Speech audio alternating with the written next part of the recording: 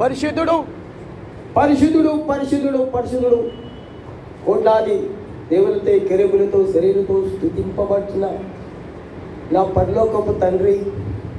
లూకాసు వార్త 17వ అధ్యాయం. ఆ కుష్ఠరోగుల గుంపులో పాపపు కుష్టితో పడి చెడి ఉన్న నన్ను, జీవం లేని నన్ను, గమ్యం లేని నన్ను, నిరీక్షణ లేని నన్ను మీ కల్వరి ప్రేమ ద్వారా సిల్వ ద్వారా దర్శించిన తండ్రి, మరొక పునరుద్ధాన దినం, పరిశుద్ధ దినం, ఆరాధన దినం, ఆత్మతోనూ సత్యంతోనూ ఆరాధించాలని తండ్రి మీరు మాట్లాడిన మాటలను బట్టి స్తుతిస్తున్నాను. యోహాను సువార్త 4:24 బట్టి స్తుతిస్తున్నాను.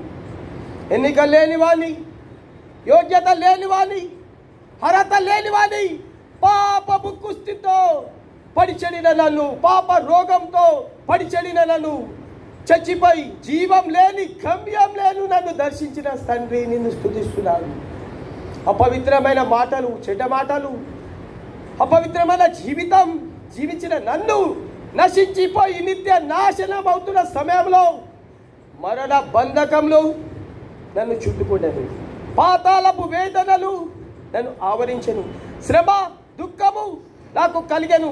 ఎవరునూ నన్ను విడిపించని అందరూ నాకు దూరస్తులైనప్పుడు నన్ను వెతుక్కుంటూ భూలోకానికి వచ్చిన తండ్రి, నాకు రావాల్సిన శిక్షను ఆ కల్వరిలో భరించినావు. మీ యొక్క అమూల్యమైన రక్తం చిందించినావు. పాప క్షమాపణ ఇచ్చినావు.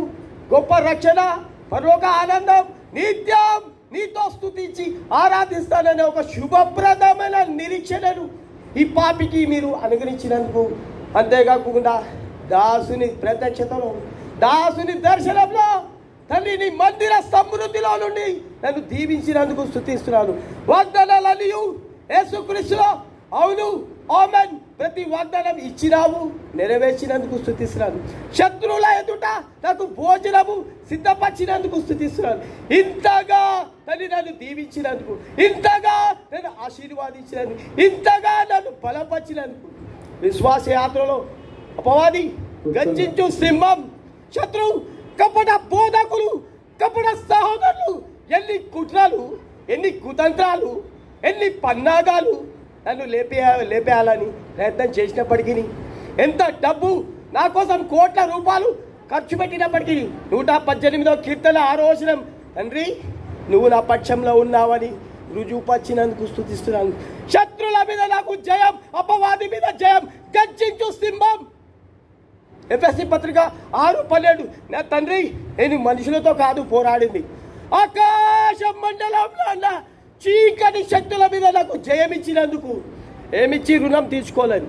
చావను సజీవుడనై మీ యొక్క క్రియలను వివరిస్తూ త్వరలో మహిమతో ప్రధాన దూతలతో రానైన మీ ప్రియకుమారుడు, నా రక్షకుడు, నా విమోచకుడు యేసుక్రీస్తు నామం, ఆ శక్తి గల నామం, అన్ని నామం కంటే గొప్ప నామం పేట ఈ స్తుతి ఆరాధన విరిగిన హృదయంతో ఆరాధిస్తున్నాను.